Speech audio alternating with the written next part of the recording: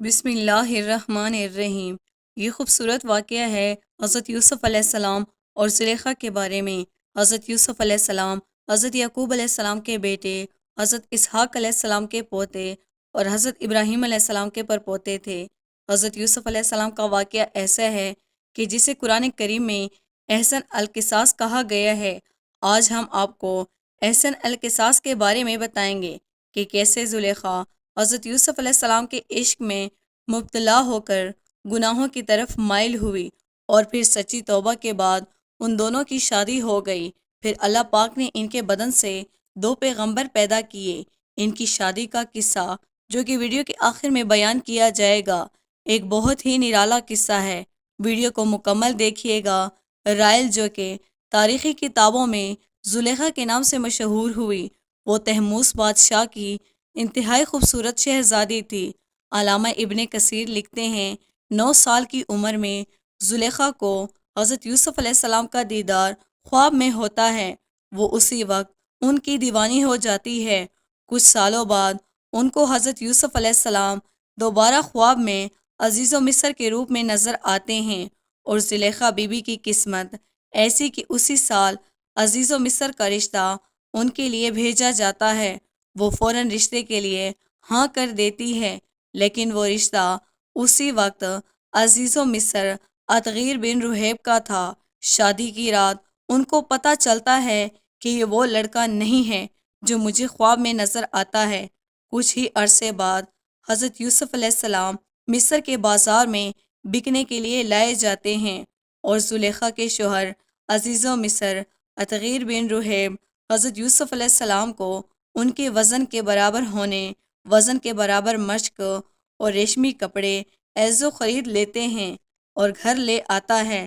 اللہ پاک قرآن پاک میں فرماتا ہے، مصر والوں میں سے جس نے اسے حضرت یوسف علیہ السلام کو خریدا تھا، اس نے اپنی بیوی سے کہا، اسے بہت عزت احترام کے ساتھ رکھو، بہت ممکن ہے کہ ہمیں فائدہ پہنچائے یا ہم اسے اپنا بیٹا ہی بنا لیں۔ یوں ہم نے مصر کی سرزمین میں یوسف علیہ السلام کے قدم جما دیے۔ سورۃ یوسف آیات نمبر 21۔ اسی طرح حضرت یوسف علیہ السلام محل میں سکون سے رہنے لگے۔ جیسے ہی آپ نے جوانی کی دہلیز پر قدم رکھا، زلیخا جو کہ پہلے ہی آپ کو خواب میں دیکھ چکی تھی، وہ آپ پر فریفتہ ہو گئی۔ اللہ پاک فرماتا ہے، وہ جس عورت کے گھر میں تھا وہ اسے پھسلانے لگی، دروازہ بند کر لیے اور کہنے لگی، لو آؤ۔ اس وقت حضرت یوسف علیہ السلام نے کہا، اللہ کی پناہ، وہ یعنی تیرے میاں تو میرے آقا ہے جس نے مجھے عزت سے رکھا ہے، میں ایسا ظلم نہیں کر سکتا۔ بے شک ظالم نجات نہیں پاتے۔ سورۃ یوسف آیات نمبر 23۔ جو کہ زلیخا دروازہ بند کر کے حضرت یوسف علیہ السلام سے اپنی خواہش پوری کرنا چاہتی تھی، لیکن حضرت یوسف علیہ السلام دروازے کی طرف بھاگے اور دروازہ اللہ کے حکم سے کھلتے گئے۔ زلیخا نے حضرت یوسف علیہ السلام کو بھاگتے ہوئے پیچھے سے پکڑا، جس سے ان کی قمیض پیچھے سے پھٹ گئی۔ یہ سب باتیں آپ نے سن رکھی ہوگی، اس لیے واقعے کو مختصر کرتے ہیں۔ عزیز و مصر نے جب حضرت یوسف علیہ السلام کو یوں بند کمرے سے نکلتے دیکھا تو زلیخا نے شور مچایا کہ یوسف میرے ساتھ بدکاری کرنا چاہتا ہے۔ وہ بولی، جو شخص تیری بیوی کے ساتھ برا ارادہ کرے تو بس اس کی سزا یہی ہے کہ اسے قید کر لیا جائے اور اسے کوئی دردناک سزا دی جائے۔ سورۃ یوسف آیات نمبر 25۔ حضرت یوسف علیہ السلام بولے، یہی مجھے اپنی نفسانی خواہش پوری کرنے پر مجبور کر رہی تھی۔ خیر اللہ پاک فرماتا ہے، عورت کے گھر والوں میں سے ایک گواہ نے گواہی دی کہ اگر اس کا کرتا آگے سے پھٹا ہو تو عورت سچی ہے اور وہ جھوٹا ہے، اور اگر اس کا کرتا پیچھے سے پھٹا ہوا ہے تو یہ جھوٹی ہے اور وہ سچا ہے۔ جب یوسف علیہ السلام کا کرتا دیکھا تو وہ پیچھے سے پھٹا تھا، تب اس نے زلیخا سے کہا کہ یہ تمہارا فریب ہے، اور کچھ شک نہیں کہ تم عورتوں کے فریب بڑے ہوتے ہیں۔ پھر اس نے کہا، یوسف اس بات کا خیال نہ کر، اور زلیخا تو اپنے گناہ کی بخشش مانگ، بے شک خطا تیری ہی ہے۔ یہ واقعہ بہت ہی مشہور ہو گیا۔ شہر کی تمام عورتیں زلیخا کو لان تان کرنے لگے کہ اپنے غلام کے عشق میں ہی مبتلا ہو گئی ہے۔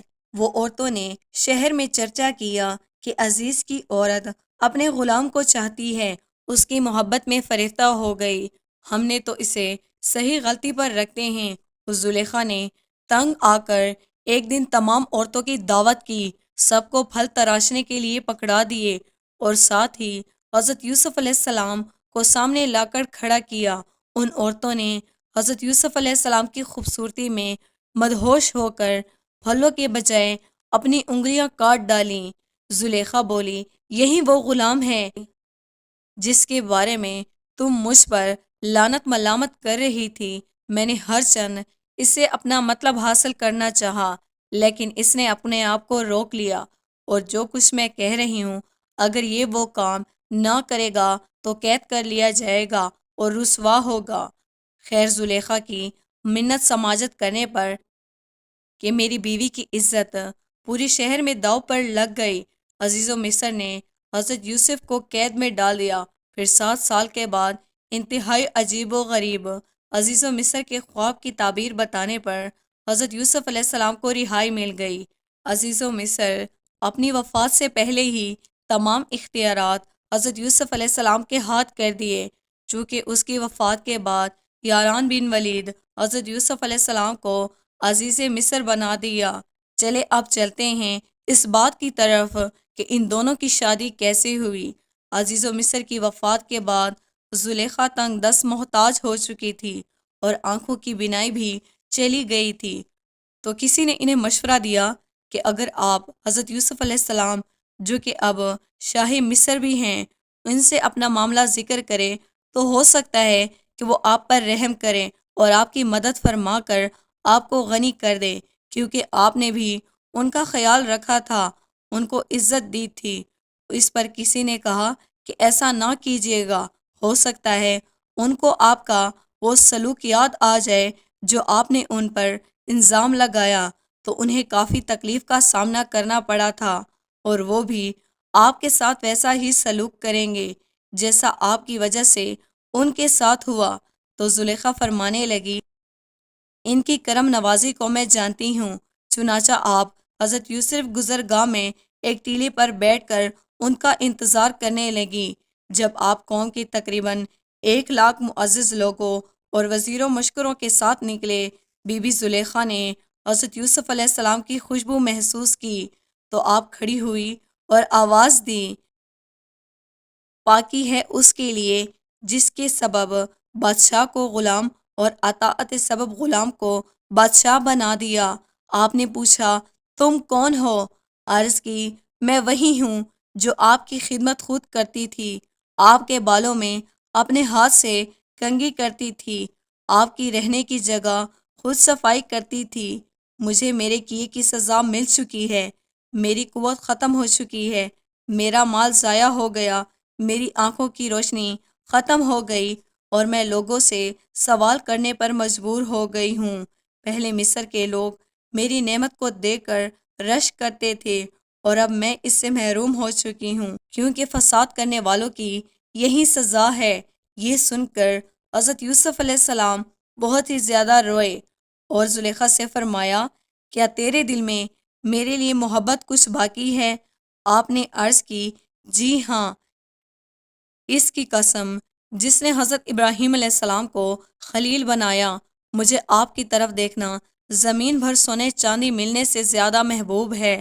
آپ وہاں سے چلے گئے اور حضرت زلیخا کی طرف پیغام بھیجا، اگر تمہاری رضامندی ہو تو ہم تم سے نکاح کرتے ہیں، اور اگر تم شادی شدہ ہو تو تمہیں غنی کر دیں گے۔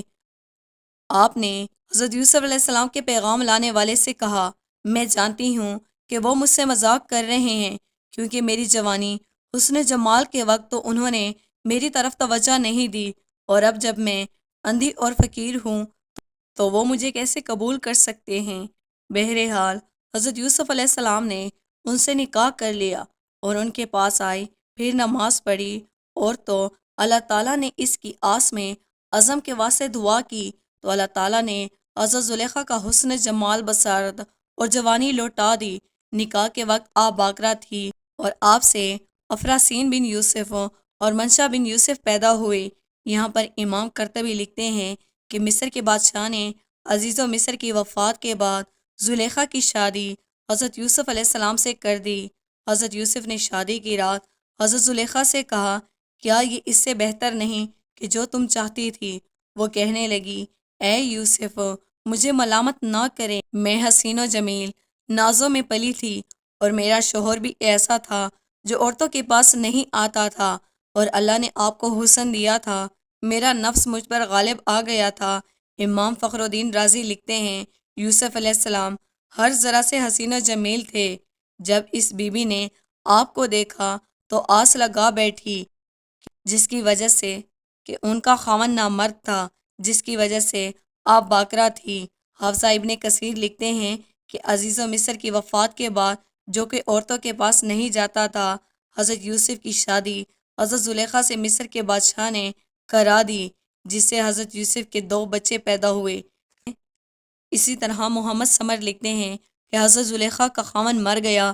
ایک دن وہ سری راہ بیٹھی تھی کہ یوسف علیہ السلام کا اپنے خدا دام و حشم کے ساتھ اس پر گزر ہوا۔ زلیخا بولی، سب تعریفیں اس خدا کے لیے جس نے ایک غلام کو اپنی عبادت کے بدلے بادشاہ بنا دیا، اور بادشاہ کو اس نافرمانی کے بدلے غلام بنا دیا، اور یوسف علیہ السلام سے ان کی شادی کی اور انہیں کنواری پایا شادی سے پہلے۔ چونکہ آپ ایمان لا چکی تھی تو اس کے لیے شادی کی پہلی رات سے ہی عبادت خداوندی میں خود کو غرق کر لیا۔ اللہ پاک کا حکم آنے کے بعد ہی آپ زوج اطاعت ہوا۔ دوستو، ہم امید کرتے ہیں ہماری آج کی ویڈیو آپ کو پسند آئی ہوگی۔ اس ویڈیو کے حوالے سے کمنٹ باکس میں اپنی قیمتی رائے کا اظہار ضرور کیجیے گا، اور ویڈیو کو لائک اور شیئر کیجیے گا۔ مزید اسلامی ویڈیوز کے لیے ہمارے چینل کو سبسکرائب کیجیے گا۔ جلد ہی حاضر ہوں گے ایک نئی ویڈیو کے ساتھ۔ تب تک کے لیے اپنا بہت سارا خیال رکھیے گا۔